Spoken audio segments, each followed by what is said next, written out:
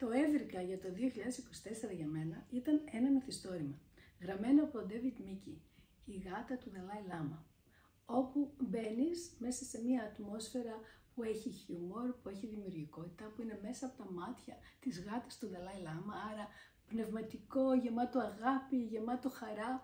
Όταν αισθανόμουν άσχημα και ήθελα να μπω έτσι σε ένα καλύτερο περιβάλλον, άκουγα ή διάβαζα αυτό το βιβλίο. Λοιπόν, γράψαμε στον David Mickey και έρχεται στην Ελλάδα.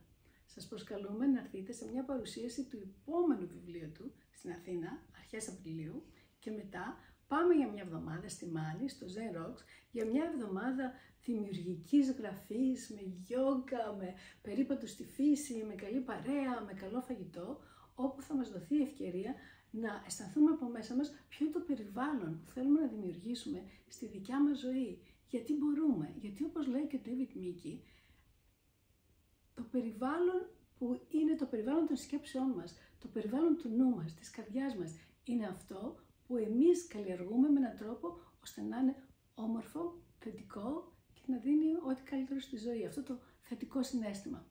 Σας προσκαλούμε, έχουμε και μια πολύ ειδική προσφορά για Έλληνες.